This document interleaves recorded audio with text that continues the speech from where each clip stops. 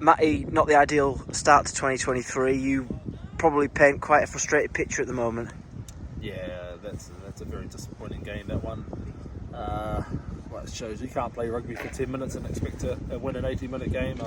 We were world beaters, I think, for probably about 10-15 minutes there, and the way that we played and the ball movement was fantastic, but we just kept getting stuck into the way that they kind of played, and we kind of went off one-off runners, and we tackled high and missed tackles, and they got front foot ball, and they came back into the game really well, and two kind of missed tackles, and we're kind of behind the sticks, and then another kind of two missed tackles and we're behind the sticks again. So it's definitely frustrating, and it's probably one that's going to hurt the lads, but hopefully we learn from it, and we kind of go on from here.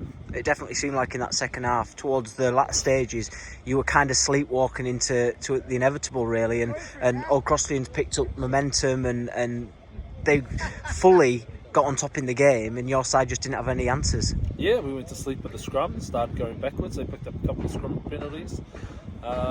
Line-outs, we got a couple of kind of not straight kind of line-outs, and we just kind of gave away. We kicked the dead off the kick-off as well, kind of thing, and there's obviously a scrum back 50 metres straight away, so we were just in, as you say, probably sleep mode, but we were just probably expected to win, and we kind of acted like we expected to win, and we lost, and it's a very hard kind of defeat to kind of take, and as I said, the lads need to kind of learn from it, because it only gets tougher in the next kind of 3 weeks with Ponce and Old Broads as well. Yeah, it is a really big week for you, Tuesday and Thursday, Matty. I know that Pocklington have got a rejigged coaching team. Seems like a couple of new faces maybe in the side, but how important is it that you bounce back, because it would be 5 defeats if you lose at home to Pocklington next weekend? Yeah, it's huge, mate. It's for the morale more than anything. I think we're kind of getting a lot more. We're getting very frustrated with the way that we're playing, and we're kind of snatching at a lot of things that we're not kind of used to kind of snatching at.